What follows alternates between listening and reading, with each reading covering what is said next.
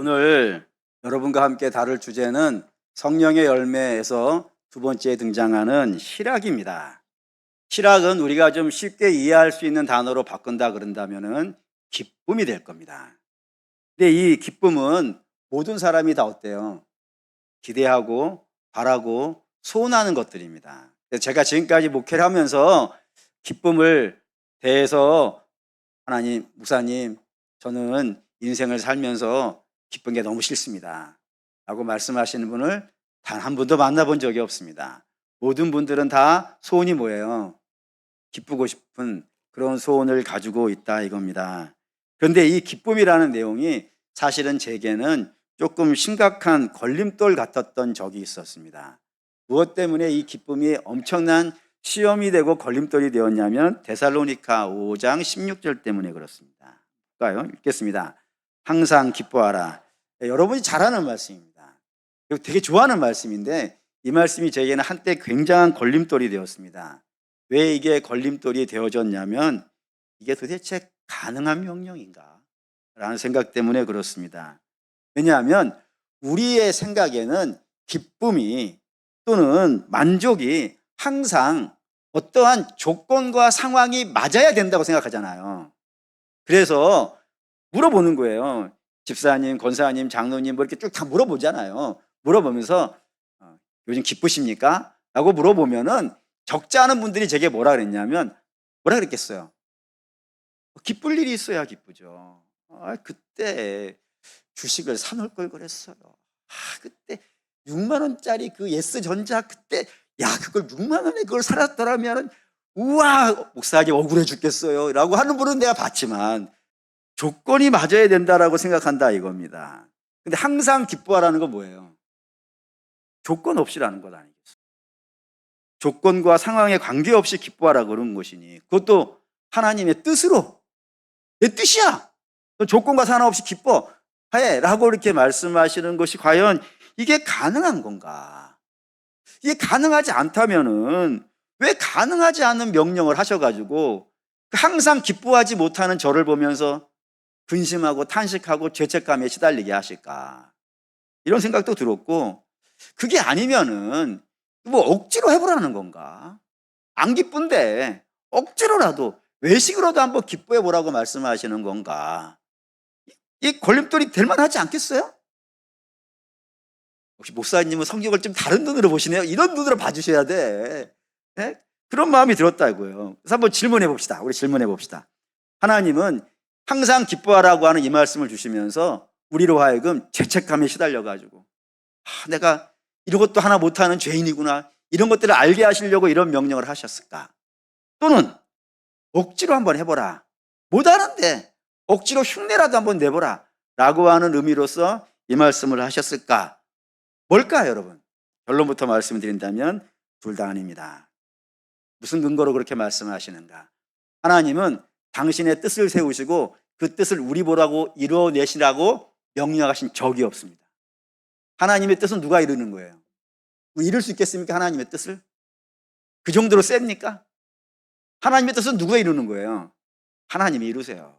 그럼 그 말씀으로 여러분이 이해하신다면은 하나님께서 그리스도 예수 안에서 성령을 통하여 우리로 하여금 기쁨과 감사함을 살아낼 수 있도록 역사하시겠다고요. 그러니 감사하라는 거예요. 그러니 기뻐하라고.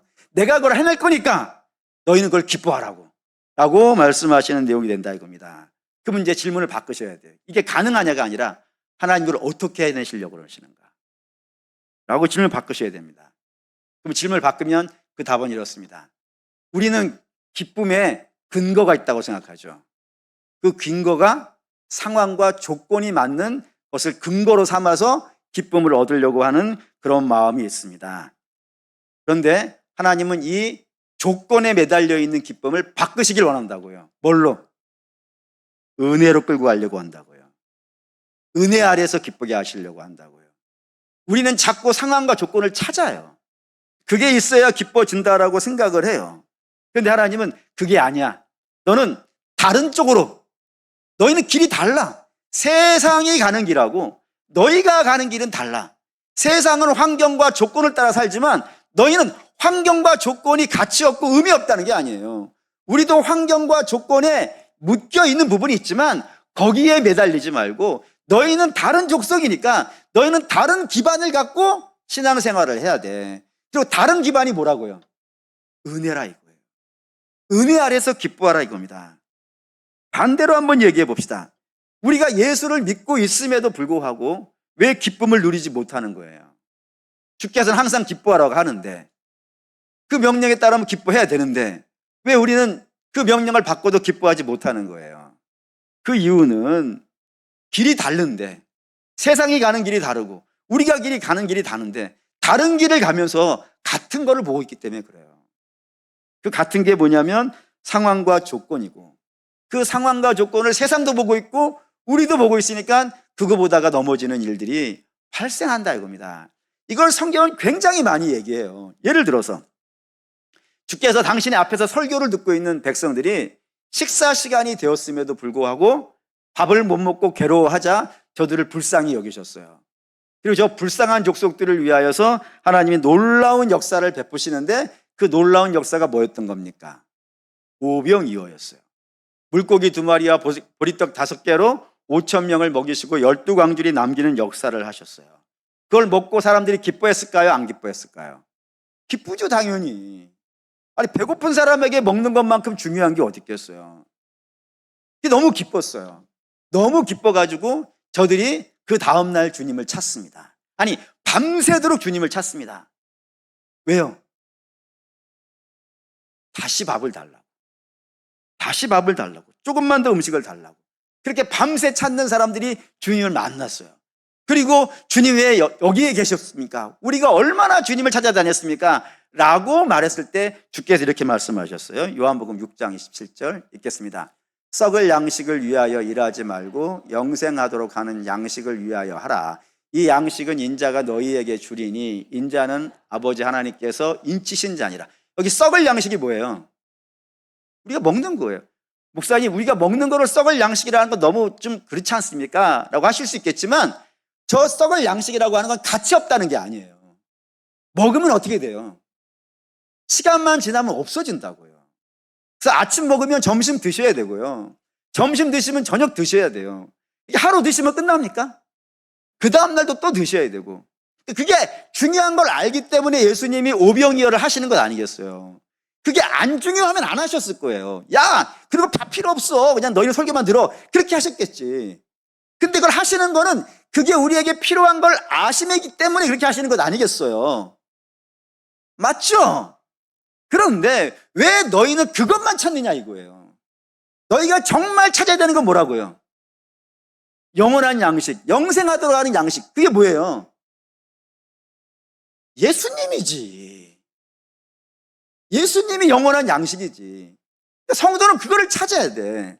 그런데 예수님을 앞에 놓고도 예수님에게 요구하는 게 뭐예요? 밥 달라고만 하는 거예요. 밥 달라고만. 영생하는 말씀을 달라 해야 되는데 그 말씀을 구하자. 그렇게 열심히 밤새도록 주의 말씀을 구해야 될 텐데 한 번을 주님을 만났음에도 불구하고 영생하는 말씀은 구하지 못하고 맨날 먹을 밥만 달라 그러는 거예요. 그러니 너희 그러지 말고 썩을 양식을만 위해서 구하지 말고 내가 여기 있으니 나를 좀 구해라 라고 이야기하신 거란 말이에요. 근데 그 말을 이들이 알아들어요? 못 알아들어요? 못 알아들어요. 그래서 주님이 썩을 양식을 안 주시니까 이들이 어떻게 하는 거예요? 주님을 떠나버려요. 비참한 거예요, 여러분. 영생하는 양식을 앞에 놓고 그 가치를 몰라서 썩을 양식 구하러 떠나버리는 거기에 무슨 기쁨이 있겠어요? 없지. 또 다른 예를 들어볼까요? 롯의 아내도 여러분이 잘 아실 거라 생각합니다. 주께서 소돔을 심판하시기로 하셨어요. 롯의 가족을 구원해 내시는데 조건을 하나 다셨어요. 그 조건이 뭐냐면 너희가 내가 나오라 할 때 나갈 때 절대로 하지 마는 게 하나 있어야 된다. 그게 뭐라고요? 뒤돌아보지 마라 라고 하셨어요. 그래서 나오는 거예요. 그때 롯의 아내가 뒤돌아봤어요. 뭘 봤을까요, 여러분? 뭐가 아쉬워서 바로 나오라는 말씀을 외면하고 뒤를 돌아다 봤을까요? 그의 집이겠지. 그가 남겨놓은 밭일 것이고 그가 지금까지 갖고 놓은 재산이었겠지. 그게 가치 없는 건 아니에요. 그게 가치 있어요. 같이 있기 때문에 나중에 하나님 이런 일도 하세요. 그 롯의 후손 중에 모압과 암몬이라는 족속이 있었는데 이스라엘이 출애굽을 해가지고 가나안을 가는 도중에 이 모압과 암몬이 길을 막았어요. 다른 족속들 같으면 하나님께서 어떻게 하셨겠어요? 뭐 헤스본과 시온 같은 나라는 절단내 버리잖아요. 근데 모압과 암몬을 하나님께서 내버려 두라 그래요. 왜 내버려 두라 그래요? 내가 롯에게 준 거야. 그러니 너희는 내가 롯에게 준 거를 빼앗지 말고 돌아가 라고 하신다고요. 그러니까 하나님은 우리에게 있어야 될 걸 아신다 모르신다? 아신다 이거예요. 비록 내가 지금 이걸 놓고 나가는 한이 있더라도 이런 것이 내게 있어야 되는 걸 하나님이 가장 잘 아신다고요. 그러니 내게 있어야 되는 것은 아들과 함께 각종 좋은 것을 우리에게 주실 줄 믿는다고 사도 바울이 얘기했단 말이에요. 그러니까 우리 주실 거야. 근데 그걸 못 믿고 하나님의 약속을 등지고 세상 것 바라보다가 그가 뭐가 돼버린 거예요? 소금기둥 돼버렸다 이거예요. 그런 일이 있다고요. 가는 길이 다른데 그거 집착하고 있으면 안 되는데 그거 집착하고 있다가 생명을 잃는 일이 발생됐단 말입니다. 반대로 해볼게요. 가장 대표적인 분이 예수님 됩니다. 예수님께서 예루살렘에서 당신의 고향이자 주 사역지가 갈릴리였으니까 갈릴리로 돌아가시는 중에 사마리아 수가성을 지나가게 되었어요. 그때에 점심 식사 시간이 되었는데 식사가 없으니까 제자들이 예수님 여기 좀 계십시오. 여기 우물가에 좀 계십시오. 저희가 가서 예수님 좀 드실 만한 음식을 좀 준비해 오겠습니다 라고 떠났어요. 예수님 혼자 계시는 중에 있을 때에 누구를 만나요? 사마리아 수가성에 있는 여인을 만나요. 그리고 그 여인과 만나서 이런저런 얘기 쭉 하는 거 쭉 빼고 그때 끝날 때쯤에 돼가지고 예수님의 제자들이 예수님을 찾아왔어요. 돌아왔어요. 뭐를 갖고? 음식을 갖고 왔어요. 보십시다. 요한복음 4장 31절 32절 읽겠습니다. 그 사이에 너에게는 너희가 알지 못하는 먹을 양식이 있느니라라고요. 주께서 배고픈 중이에요.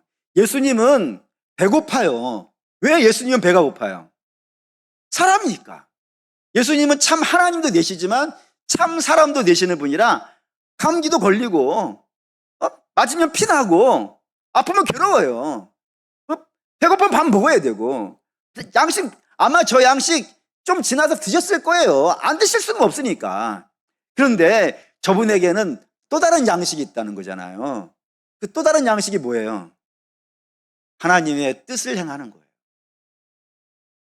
그 뜻을 내가 행하고 있기 때문에 나는 지금 매우 기쁘다 라고 말씀하시는 장면이 되어진다 이겁니다.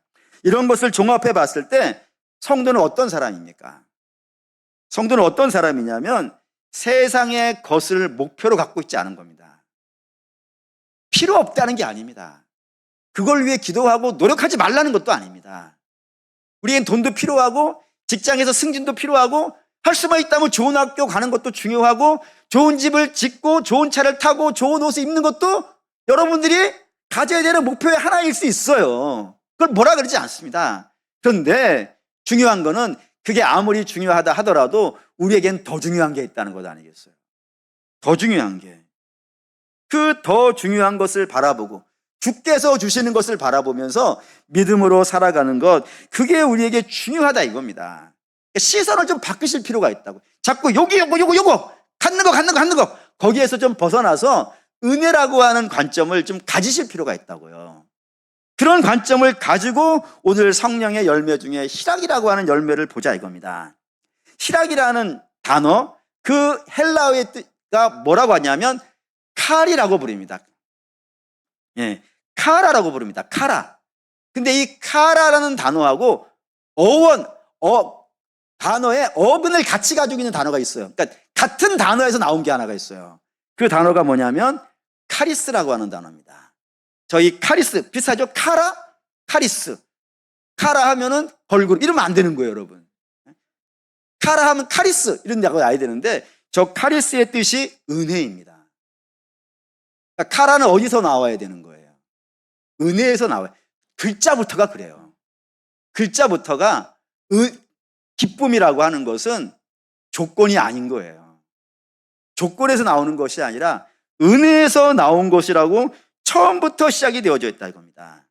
즉 지금 어렵고 지금 힘들 수 있어요. 지금 답답할 수도 있다니까요. 하지만 이 모든 힘든 인생 가운데서도 마르지 않고 흐르는 게 뭐예요? 은혜가 흐르고 있다고요. 그러니 기뻐할 수 있다는 거예요. 왜? 하나님이 아들을 주신 분인데 뭐하러 우리에게 아들을 주셨겠어요? 우리를 살리시려고 주시는 분 아니겠어요? 근데 우리를 이 땅에서 죽이시겠습니까? 그럴 수 없는 거예요. 망하게 하지 않는다고요.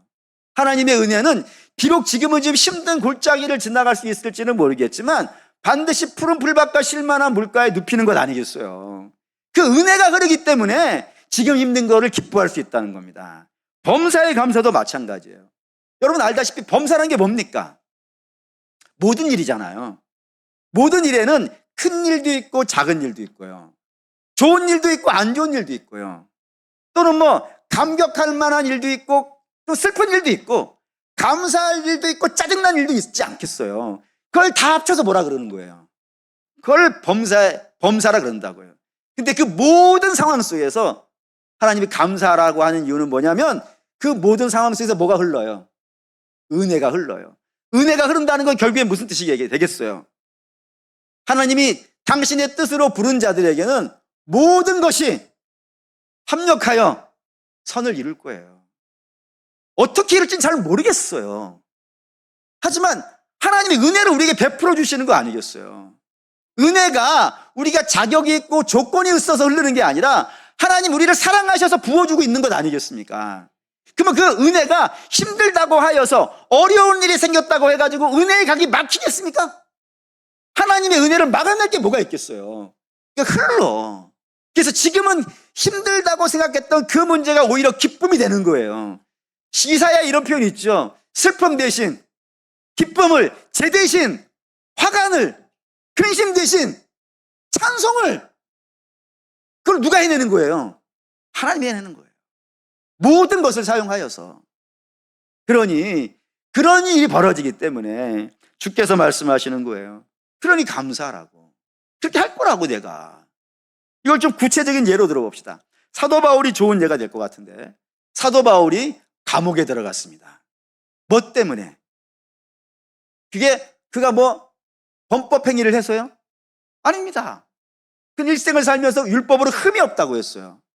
인생이 말하는 죄는 단 하나도 짓지 않았어요. 근데 그가 감옥에 들어간 것은 복음을 전했다는 이유 하나입니다. 억울하겠습니까? 안 억울하겠습니까? 당연히 억울하죠. 근데 이 억울함보다 더 짜증나는 일이 발생됐어요. 그 일이 어디서 일어났냐면 빌립보 교회라고 하는 곳에서 발생됐어요. 빌립보 교회라고 하는 곳은 사도 바울에게 있어서 사도 바울이 세운 여러 개척교회들 중에 하나, 이렇게 아닙니다. 원오브댐 이런 거 아니에요. 이 빌립보 교회는 사도 바울이 생각했을 때 너무 교회 자체를 생각하면 기쁨이 되는 그런 교회예요. 왜 그러느냐? 사도 바울이 선교하는 사람이지 않겠어요? 그 선교하는 사도 바울을 위해서 늘 기도해 주는 교회예요. 뿐만 아니라 선교 갈 때 사도 바울이 재정이 좀 떨어지면은 빌립보 교회가 좀 가난한 교회거든요. 그 가난한 교회 성도들이 쌈짓돈을 모으는 거예요. 쌈짓돈을 모아가지고 그걸 사도 바울이 선교비로 쓰라고 주기도 하고, 또 사도 바울이 감옥에 들어가 있으면요, 옥바라지 할 사람을 보내준다고요. 그렇게 늘 사도 바울을 기뻐하고 좋아하는 교회가 빌립보 교회이니 사도 바울도 뭐 그런 것 때문은 아니겠지만 사람이 그래도 자기를 좋아하는 쪽에 더 쳐다보지 않겠습니까? 제가 왜 여러분을 쳐다보겠어요? 혼자만이 짝사랑인가요? 특히 사도 바울 그런 관계, 여러분하고 저의 관계처럼 그런 관계라고요. 그런데 그 교회에서 사람들이 찾아왔어요. 찾아와서 뭐라고 얘기해 주냐면, 지금까지 뭐 어느 교회든지 사도 바울을 뭐 좋아하는 사람만 있었겠어요. 싫어하는 사람도 있지 당연히. 그러니 싫어하는 사람이 사도 바울이 뭐 하자 그러면 죽어도 안 하던 사람들이 있었는데 선생님이 감옥에 들어갔다 그러니까 저들이 막 나와서 열심히 해요. 이것은 단지 그냥 열심히 하려고 하는 것이 아니라 선생님의 이름을 교회에서 지워버리고 싶어서, 그래서 저들이 교회를 차지하기 위해서 열심을 내고 있어요.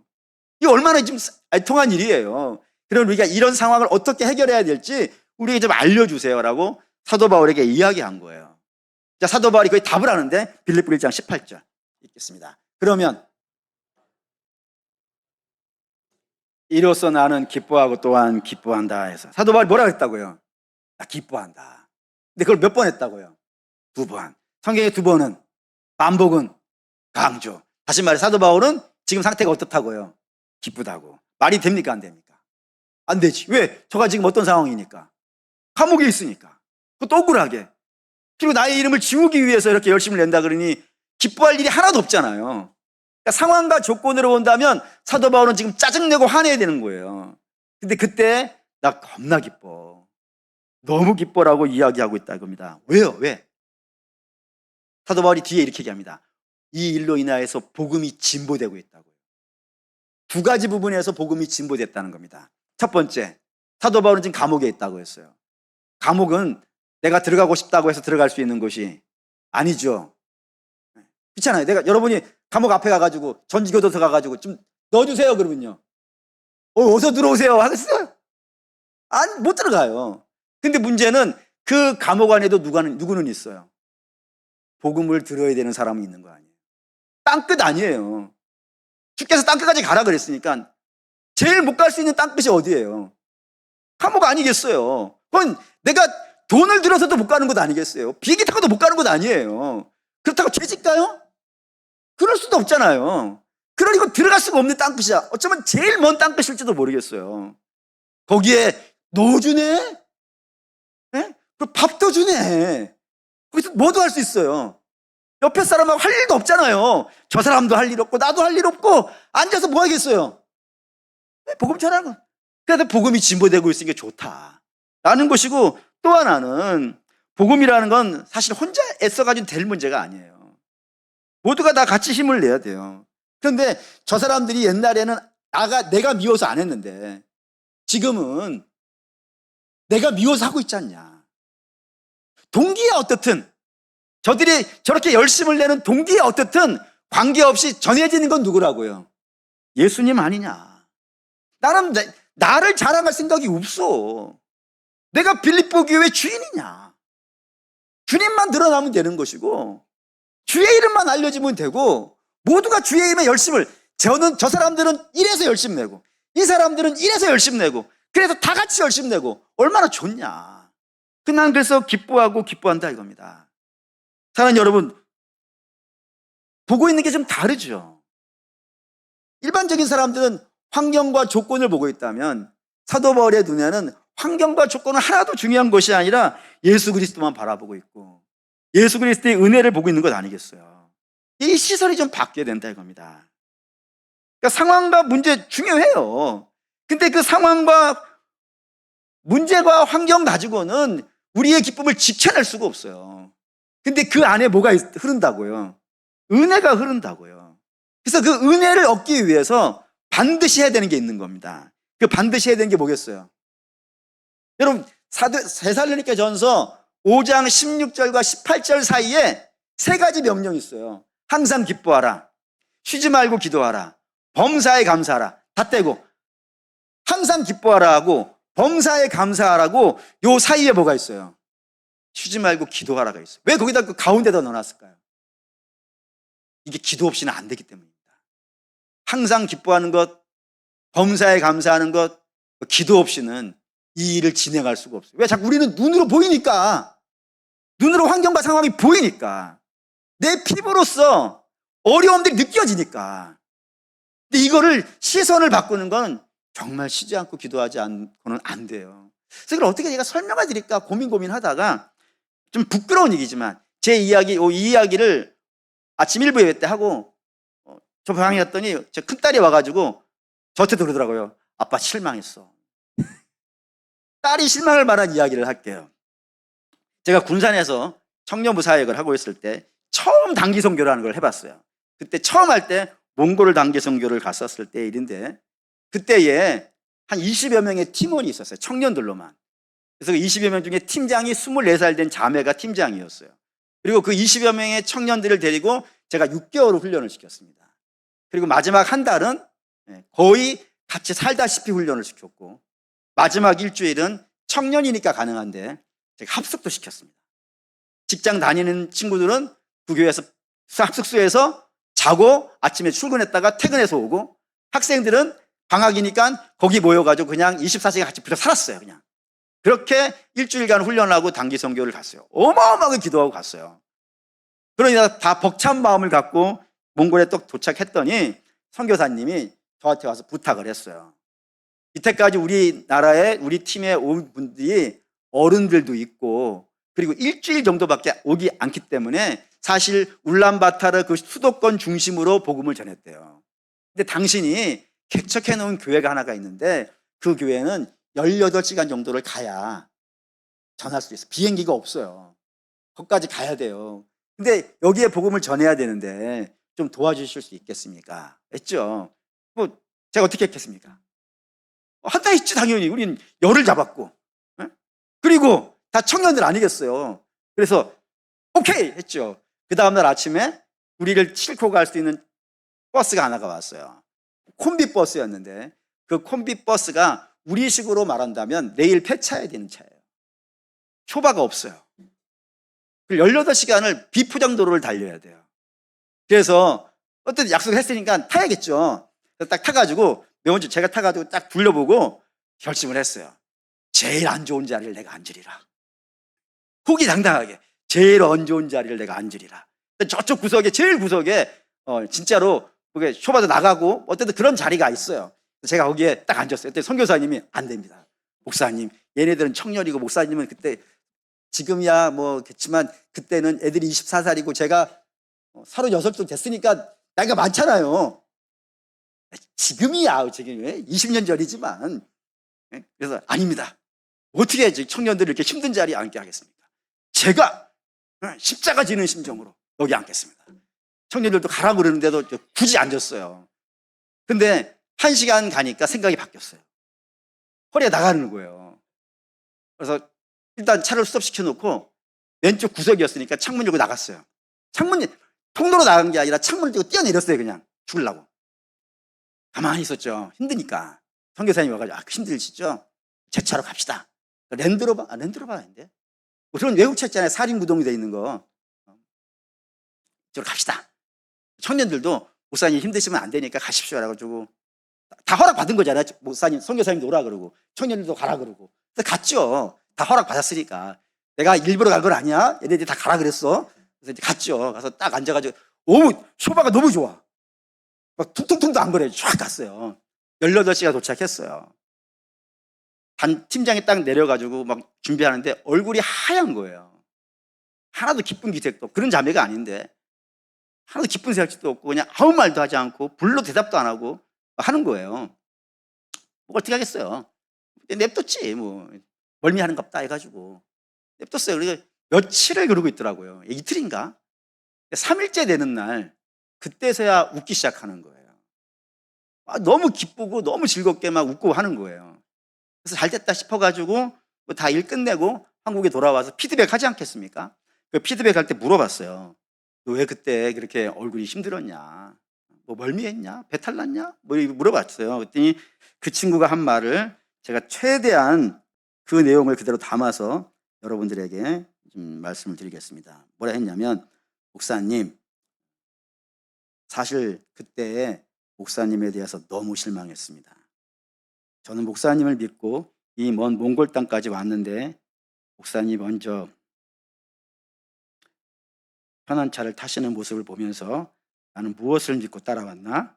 라는 생각이 들었습니다. 마음이 정말 많이 무너졌습니다. 근데 그 자녀가 그 말을 이어서 그래도 그때는 이야기할 수 없었습니다. 선교 첫날부터 리더와 팀장이 부딪히면 팀 전체가 흔들릴 것 같았습니다. 제가 할 수 있는 일은 침묵하는 일이었고 그리고 할 수 있는 일은 기도뿐이었습니다. 시간이 날 때마다 틈이 날 때마다 하나님께 붙잡고 기도했습니다. 근데 기도하는 가운데에 하나님께서 제게 한 말씀을 주셨습니다. 너는 박산을 따라왔느냐 아니면 나를 따라왔느냐. 그 순간 큰 충격을 받았습니다. 나는 하나님을 따라왔다고 생각했는데 사실은 사람을 붙잡고 있었구나. 그리고 하나님께 다시 깨닫게 하셨습니다. 내가 너를 이 연약한 종과 함께 보낸 것은 그를 섬겨 함께 이 성교를 온전히 마치기 위함이라 라고 하셨습니다. 그 순간부터 마음이 완전히 달라졌습니다. 몽골은 여전히 힘들었습니다. 건조해서 코에서 피가 났고 음식도 맞지 않았고 물도 부족했고 게르에서 자야 됐고 화장실도 없어서 노천에서 용변을 보았습니다. 환경은 하나도 달라진 것이 없습니다. 오히려 더 어려워졌습니다. 그런데 왠지 모르게 기쁨이 속에서부터 쏟아져 나왔습니다.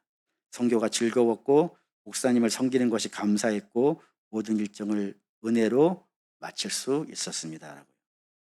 사랑하는 성도 여러분, 부끄러운 고백이지만 그때 다 그게 기억이 났어요. 변한 건 하나도 없었습니다. 환경은 정말로 열악했습니다. 제가 다시 그걸 하라 그러면 못 하겠습니다. 지금 동남아로 선교 갈 때 지금 호텔에서 주무시는 우리가 잤는데 몽골에는 그런 시골의 호텔도 없습니다. 그냥 게르에서 이렇게 천막 같은 데서 땅바닥에 누워가지고 그렇게 자는 것이 마음이 되게 어려웠는데 그곳에서도 하나님의 은혜를 볼 수 있는 눈이 있는 그 자매가 엄청 멋있었습니다. 부러웠고 지금은 군산 성광교회 중요한 직책에 있는 자매가 됐습니다. 요한복음 16장 22절 보시죠. 읽겠습니다. 지금은 너희가 근심하나 내가 다시 너희를 보리니 너희 마음이 기쁠 것이요 너희 기쁨을 빼앗을 자가 없으리라고요. 너희 기쁨을 빼앗을 자가 없다는 이 말이 여러분 이해가 됩니까? 우리가 기쁨을 잘 빼앗긴단 말이에요. 그렇잖아요. 잘 빼앗겨요. 근데 주께서는 내가 너희에게 기쁨을 줄 텐데 이건 안 뺏길 거야라는 거예요. 이게 왜 안 뺏길까요? 여러분, 기쁨의 근거를 따로 가지고 있어서 그래요. 세상은 기쁨은 다 어디서 온다고 생각해요? 환경과 상황과 조건이 맞아야 기쁨이 된다고 생각하기 때문에 세상이 우리의 기쁨을 빼앗는 방법은 뭐밖에 없겠어요? 환경과 상황을 빼앗으면 되는 거 아니에요. 쟤네들도 그걸로 기뻐하고 얘네들도 이걸로 기뻐할 거야. 우리가 아는 기쁨은 이게 전부야. 이것만 빼앗으면 쟤네들도 무너지겠지 해가지고 상황을 빼앗는 거예요. 환경을 빼앗는 거예요. 우리도 환경이 중요해요, 안 중요해요? 중요해요. 그런데 그걸 빼앗기면 사실 마음이 상하긴 하지. 그런데 우리의 기쁨은 그 환경에 있는 것이 아닌 거예요. 우리는 어디에 있으니까? 은혜에 있으니까. 세상은 은혜에서 기쁨이 온다는 걸 몰라요. 몰라니까 그걸 빼앗을 수가요. 없어요, 빼앗을 수가. 빼앗을 것은 그것만 빼앗으려고 그래. 왜 초대교회 성도들이 되게 어려운 표현이지만 그냥 예를 드는 거예요. 순교할 때 기록들 보면 감사하면서 순교한 거로 돼 있어요. 이게 어떻게 감사가 될까요? 세상은 저들은 목숨을 빼앗으면 울 거야. 당연히 쉽지 않죠. 그런데 성도들은 자기 목숨을 빼앗기는 것보다 더 중요한 기반이 어디에 있다고요? 은혜에 있다고. 그러니까 기반이 다른 거예요. 은혜라고 하는 곳에서 손에 뭐를 들고 있는 거예요. 손에 뭐를 놨으니까 섭섭하기는 하지. 하지만 우리의 기반은 어디에 있으니까? 은혜에 있으니까 기쁨을 빼앗기지는 않는 거예요. 그런 역사가 있다. 너희 어디다가 기쁨의 기반을 놓고 있느냐라는 겁니다. 사랑하는 여러분, 왜 성령의 열매로 기쁨이 나오시는지를 여러분들이 아셔야 됩니다. 상황과 환경에 우리에게 기쁨이 있다면 성령이 아니고도 우리에게 기쁨을 줄 수 있지. 뭐 쉽게 말해서 회사 사장님이 월급 좀 넉넉하게 주면 기쁨이 되지. 성령이 아니어도. 근데 성령이 주시는 기쁨은 그런 조건이 아닌 거예요. 우리의 시선을 은혜로 바꾸는 거예요. 은혜 쪽으로. 이건 누가 할 수 있는 일이에요? 하나님이 하시는 거예요. 자꾸 우리에게 은혜를 부어주시고 그 은혜를 향해서 시선을 돌리게 하시고 비록 지금 답답하고 어려운 문제 있지만 이 안에도 하나님의 뭐가 흐른다. 은혜가 흐름을 믿고 그리고 하나님 약속을 기대하면서 그 길을 한 걸음씩 한 걸음씩 걸어가면서 우리의 신앙은 어떻게 돼요?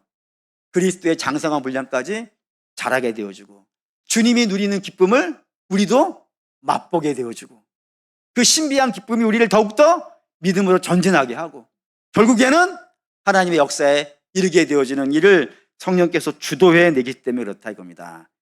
그래서 희락은 우리의 감정이 만들어내는 것이 아니라 성령이 맺게 하시는 것이기 때문에 성령의 열매로 희락이 등장했습니다. 사랑하는 여러분, 오해는 말아주세요.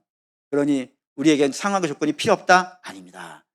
우리 주님이 우리에게 있어야 될 것은 누구보다도 잘 아십니다. 반드시 있어야 될 건 주신다고 약속도 하셨습니다. 그럼 염려하지 마시고 이거를 놓치면 나는 죽어. 이게 없으면 나는 못 살아. 그걸 놓으십시오. 그리고 십자가를 바라보시고 주님이 나를 저만큼 사랑하시는데 내가 망하겠는가. 이 주님의 은혜에 집중하실 수 있는 저 여러분 되시기를 주의 이름으로 축원합니다. 아멘. 결단하시죠.